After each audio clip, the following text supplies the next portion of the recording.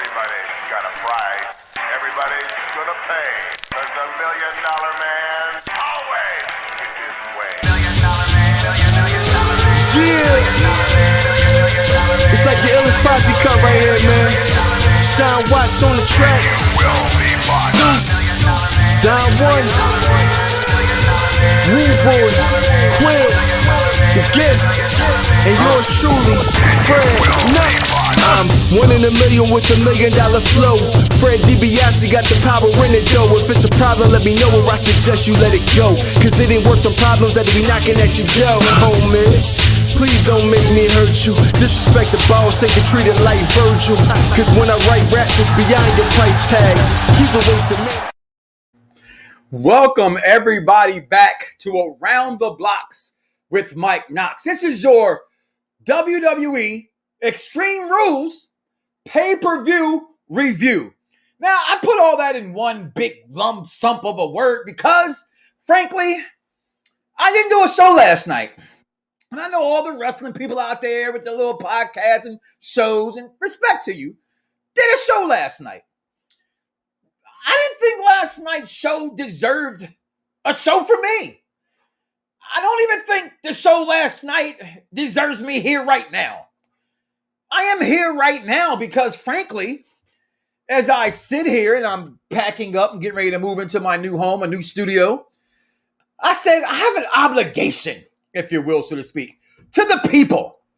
The people need to know what the heck is going on out here. I cannot, for 1 second, allow last night's show to dictate what I do. My job is to constantly come on here, do what I do best, and tell you how I feel about professional wrestling, especially leading up to the granddaddy of them all, WrestleMania. Last night, we got what should have been the go-home pay-per-view as we go down the road to WrestleMania as you first come around the blocks with Mike Knoxxx, the Elimination Chamber. But no, we had to make another quick stop before you go around the blocks and go by the fast lane. That is the next pay-per-view. But what did last night give us? It gave us The Miz winning the WWE Championship. Do you guys know it had been 10 long years since The Miz won a championship here in the WWE, the WWE Championship? 10 years. Congratulations to The Miz, Mike Mizanin. We got Spear versus Spear finally finalized. Now, we all knew it was coming. We all called it, if you want to call it, so to speak. But the blueprint was finally laid out, and it happened last night. But let's talk about last night first, okay, guys? And I apologize. Welcome to Around Da Bloxxx with Mike Knoxxx. Follow me on every social media network there is out there by Mike Knoxxx. It's right there. Listen, guys, first we had a pre-show because for some strange reason, not known to any of us, not to anybody I know in the back, or anybody I know who could give me information of why Keith Lee was pulled last night. So he's pulled from the U.S. title match, and they have an insert to Fatal 4-Way match that gave us Elias, Ricochet, John Morrison, and Ali, winner going on to join the triple threat match, which happened to be the winner was John Morrison. So the show started off with the Smackdown Chamber match, giving us Corbin, Daniel Bryan, Cesaro, Kevin Owens, Jey Uso, and Sami Zayn. I will say this much about Elimination Chambers. They suck today. And not the action necessarily in the ring, but when you go back and you watch that menacing structure that was the Elimination Chamber, even the nuances, if you will, right? The nuances of the cage that have been changed are still ass, right? They're not getting hurt like they used to. It was a whole grade of metal out there. And they would fall on. Now there's mats out there. And it's just like, give me a break. How am I supposed to believe this is a badass structure? Give me a Hell in a Cell. Bring back a scaffold match. Bring back the Punjabi prison was better than the Elimination Chamber. Not only we're not getting blood anymore, but it's not even believable anymore they're getting hurt. Almost literally pulled off the back of the pod with his hands, and I saw the screws that it went in. Come on, man. Come on. And this is me. I'm the WWE guy. Ass. But the competitors, the match that took place in the Elimination Chamber wasn't too bad. I love the fact that, Jey Uso, the main event that, let me get him, Uso, beat Kevin Owens. Now, I get it. That's just me. I'm being a fan here, of course.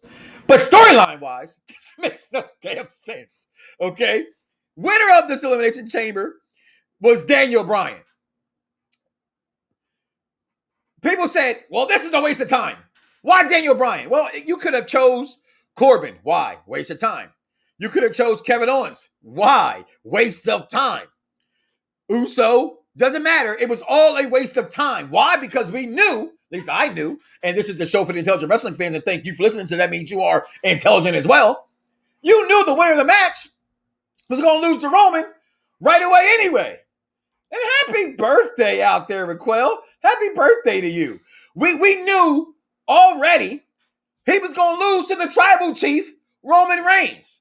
And that happened. But when that match, was over, concluded, finished, the ever opportunist himself, Edge, with a spear out of nowhere, like an RKO, as my son Christian would say. Out of nowhere, with a spear. Phenomenal way to set up the next match for WrestleMania. We're 60 some odd days or 40 some odd days away from it. I'm ecstatic. I'm excited. Spear versus spear. I'm here all for that. Then, as I just said, Roman Reigns goes on to win that match. We have the U.S. title match. Now, here's where I ain't gonna front. I got a little disappointed. A little bit. Because, first of all, there was no way in hell that Bobby Lashley was winning this. I'm going to just say this. I like Matt Riddle. I'm not hating on Riddle. I like Matt Riddle. But here's my problem with this whole scenario. And I had this debate with Scotty Too Hotty, not the Scotty Too Hotty but the Scotty Too Hotty that I know, last night, and I'm trying to explain to him. Say, yo, Scotty, this is dumb that Riddle's even in the match. Why? Well, they had a match between him, Matt Riddle that is, and Limitless, Keith Lee, and Keith Lee beat him fair and square. 1, 2, 3. After the match, Bobby Lashley, after the match, whoops both their arses. Then all of a sudden, we go to commercial break, we come back, it's a triple threat match. Why? In that break, did Vince change his mind and say, man, I should have had Riddle win? Or would it make more sense to the wrestling world that I live in is that Bobby Lashley interfered in the match. By interfering in the match, then Riddle gets his opportunity back, hence making it a triple threat, so then Riddle could win. Anytime you have a beast like the almighty, but no one looks like you, Bobby. No one poses like you, Bobby. The almighty Bobby Lashley in a match. You're not going to beat him fair and square. So I knew in a triple threat match, Bobby was losing the title. So congratulations to Matt Riddle for winning that title. And if you didn't know, once I saw him come down the ramp, I knew he was already winning when he had on the U.S. gear. So then, after that match, and Riddle's the new United States champion, we had the EST of the WWE and Sasha Banks taking on, and I like to refer to them as Beauty and the Beast. Shayna Baszler and Nia Jax. You determine who's the beauty and who's the beast. That's not for me to do. That's for you to do. I just call them Beauty and the Beast. You fill in the blanks. Winner of this match, which I still don't get, but I'm okay with the outcome, was Beauty and the Beast. Why have Banks and Belair team up to have this match, to only have Simonier interfere in this match to cost them the match for Beauty and the Beast to win? I get you made it, won't go down the same route as Bayley and Sasha, but so what? It works. This whole strange, one-man power trip kind of tag teams, it's been around wrestling for the last 20 years. We're expecting it. If they're the two best girls, she's the champion, she wins the Royal Rumble, how can these two single competitors who, in the history of professional wrestling, because wrestling is storyline, lose this type of match? I don't know either, but I'm still happy Beauty and the Beast got the belts. Then we have the Raw main event, which gave us for the championship, Drew McIntyre, Sheamus, Kofi, AJ Styles, Jeff Hardy, and Randy Orton. Shocking to everybody, Randy Orton eliminated first. What the fuck? Seriously. What the fuck? This match, again, should have been built like Fastlane. It's a stopgap. Nothing came out of this pay-per-view last night, guys. Nothing whatsoever except for Drew McIntyre wins, but we go back after Miz wins, or after the U.S. title match is over, backstage you did see Miz and Bobby Lashley talking. Now, we understand, people, go back to the storyline of the Hurt Business. The Hurt Business is a paid organization that you pay them to whoop somebody's ass. They haven't done that in a while. Well, they whooped somebody's ass last night. That was Bobby Lashley beating the dog mess out of then WWE champion Drew McIntyre. To only have the Miz, the new ever opportunist, to come down. You can hate me now, but I won't stop now. That's when I started liking the Miz. WrestleMania 27. Wasn't a fan of Miz still then, but that promo made me a fan. Still not the greatest in-ring competitor in my opinion, but he's a talent. Nonetheless, he's a WWE superstar, bona fide in my opinion. Miz wins the title. Pay-per-view goes off. What did you think about this? Now, I grade championship belts as my title, as my grades. For I don't go 1 star, 2 star, 5 stars, Dave Mesker's bullshits. I give them belts that represent me and what I feel that belt represents, and I give it a grade for that said pay-per-view.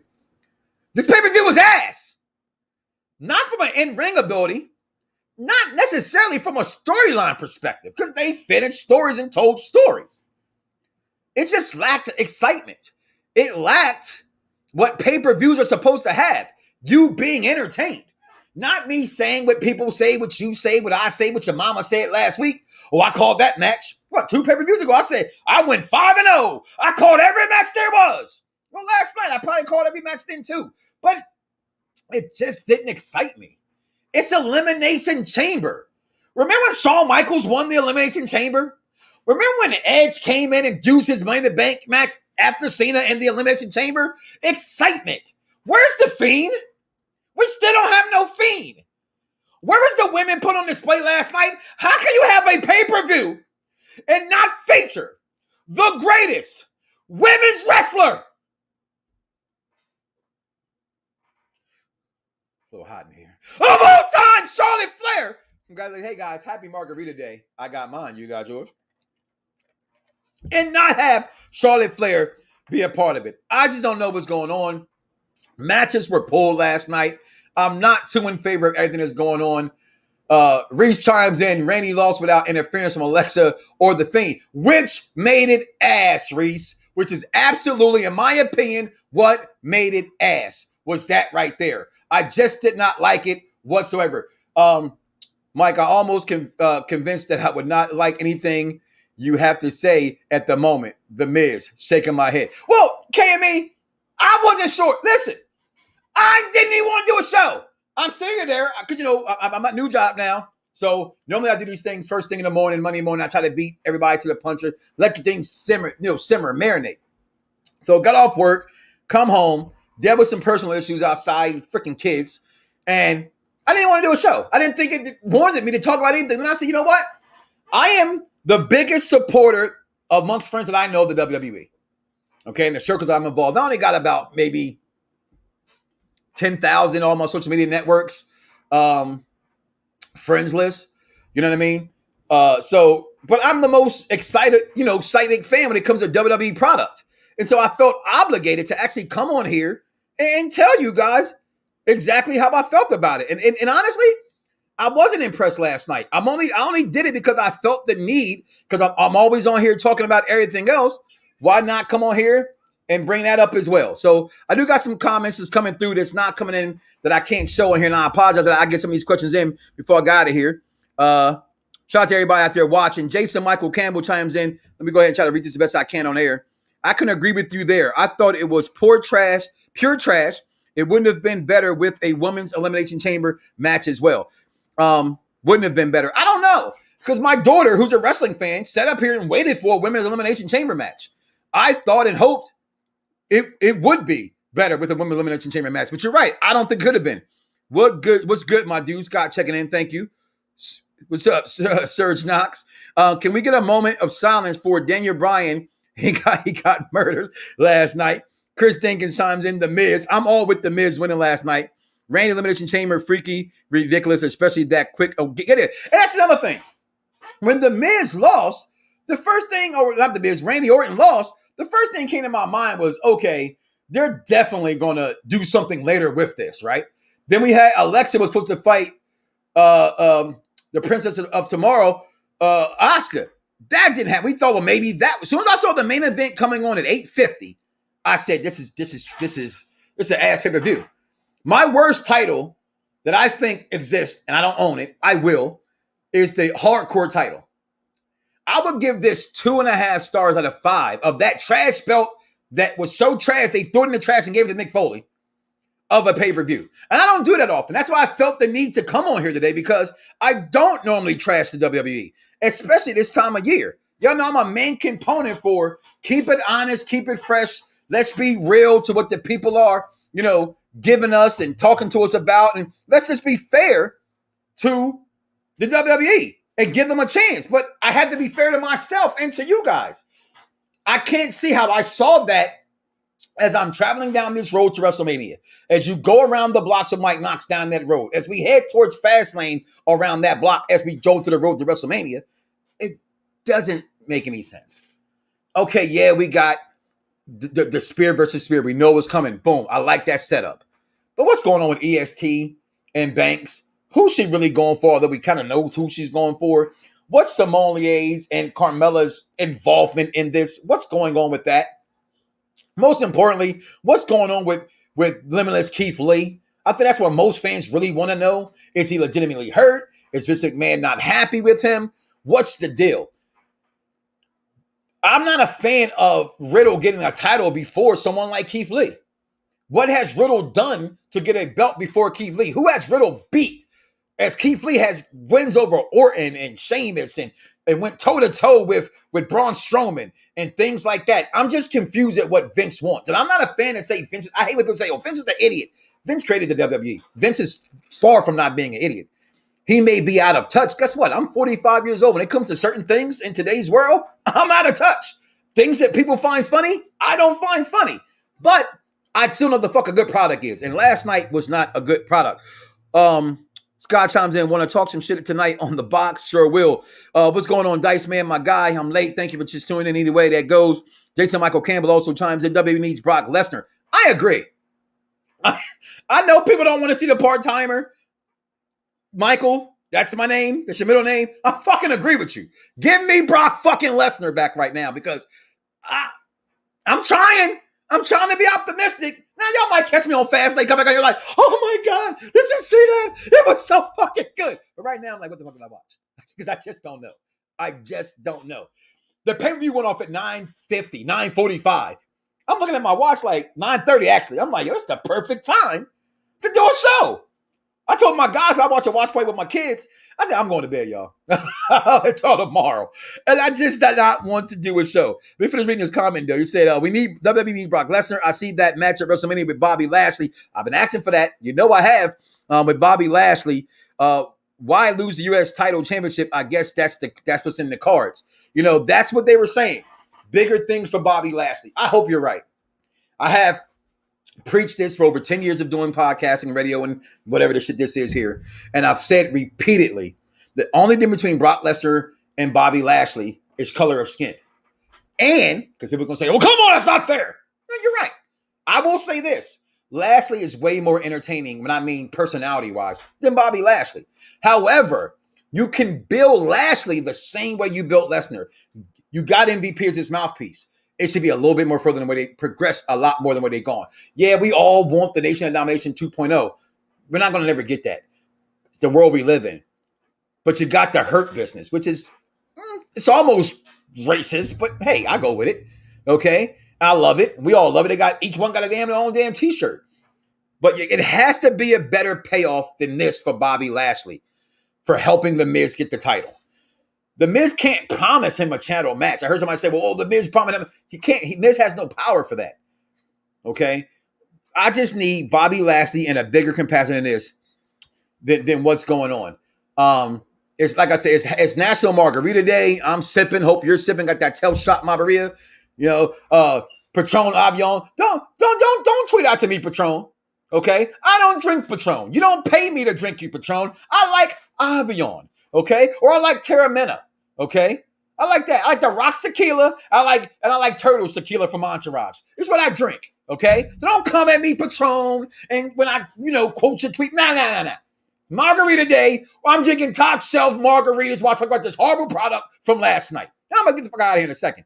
But I do actually just got to go. Spear versus Spear. Who you guys got tonight? Or not tonight, at Mania. Who do you think will win this at Mania? and I said this about Drew McIntyre going into Sunday. I thought he would lose. He did lose. I didn't know the Miz would win that way, right? Because I think Drew is due his payoff at Mania in front of a crowd to get the pop he didn't get last year. If you look at the way Vince loves guys, McIntyre is the quintessential built WWE superstar. Hair, height, width, body mass, Irish, everything WWE likes in a guy. And I think they're really good at that right there. But again, I'm going to get this 2.5 out of 5 stars last night. That's right. I like the hashtag F Patron. Hey, that's not F them all the way, Scotty. All right. They might be a sponsor one day. And then I'm going to say, fuck some Avion. But for right now, it's Avion margaritas for me. I want to see Roman Reigns win, but I think it's too predictable. Edge out of 9 years, come back, win the Rumble. See, here's my thing about that. And I've heard people say that as well. And I wish I could get you guys' comments up here. I don't know why some comments don't show on the screen. I apologize, as I got Reese's coming back on there. Also, Ali did take Kofi out. Isn't that the way he got mad and got his place in the first place? It is. I think that could have probably happened as well, where Ali jumped the cage and got in the Elimination Chamber. Again, another storyline that built on something different. There's something for Kofi down the line. I heard people say KofiMania 2. No, that's already passed. The culture has won. We won the title. Kofi probably never get that title again. Okay. Holla at you on the box tonight. All right. Thanks for tuning in, Scott Thomas. I just think that they just need. I want to answer the question. I'm sorry, because you said you wanted you want to see Roman win, but it's too predictable. I like the fact that Edge is back after 9 years. And not even 9 years, but I'm a Shawn Michaels guy, and I never thought I would ever see Shawn Michaels wrestle again when he came back at SummerSlam in the street fight against Triple H. I thought that was a one-off. And the man stayed for 7-8 years after that. And some would arguably say that his second run was better than his first run, right? Not the run where he went and he lost his smile and came back. That's still all one run. But when he was gone because we thought he was going to wrestle again and come back. It's something about, to me, guys that need to go on there. It's one thing having somebody stay around like Ric Flair and HH, right? Those guys needed to retire. They wouldn't do it. They're still there. They still get utilized. That's different to me than someone like, Sting got hurt, so he couldn't go out the way he wanted to go out. So the fact he's back at AEW, I respect it and I love it because, come back and finish on your terms. So I'm okay with it. And I love the fact that he doesn't have to even win, in my opinion, to beat Roman. Okay? But Roman does need a significant win over somebody not named The Undertaker at WrestleMania. He doesn't have that. All right? I'm not saying he's going to beat Edge, but I would be okay to see if he beat Edge. And I'll be okay if Edge beat him because then Roman can come back and get it again at SummerSlam or somewhere else down the line. But what the biggest question is where the Fiend is, what happened in last night's booking, which I'm never a fan of talking about booking, and not the placement of the matches. Just there were matches taken out. That was a weak pay-per-view. And if this was back in the day when I said, if you the words that sit there, pay-per-view. If I was paying for that, I'd probably have demanded a refund. Point blank and simple. Was that their way of, in which I don't get, like people complain about the Peacock deal. The Peacock deal is a good deal for everybody. Okay, the network doesn't change. It's just now on Peacock. Okay, so it's still WWE's product. They're still producing it. They're still doing everything they did before for it. It's just going to be placed on Peacock. And hell, if somebody offered me $1 billion to stop having it on my own network to put my network on their streaming service, I'm gonna take $1 billion too. People got to understand business 101. But with that being said, guys, I ain't gonna lie to you. I'm gonna get out of here. I thank you for tuning in and checking in with me. I'll be back after the next pay-per-view if need be to talk about it. If not, listen, do not wake up tomorrow morning and say to yourself, I love me some me, and don't love God or think that Charlotte Flair is the greatest women's wrestler of all time. I'll catch y'all next time, y'all. Peace. Everybody's got a price. Everybody's gonna pay. But the $1 million man always gets his way. $1 million man. Yeah. It's like the illest posse cut right here, man. Sean Watts on the track. Zeus. Don One. Rude Boy. Quill. The Gift. And yours truly, Fred Knoxxx. I'm 1 in a million with $1 million flow. Fred DiBiase DiBiase got the power in it though. If it's a problem, let me know, or I suggest you let it go. Cause it ain't worth the problems that be knocking at your door, homie. Please don't make me hurt you. Disrespect the boss, ain't get treated like Virgil. Cause when I write raps, it's beyond your price tag.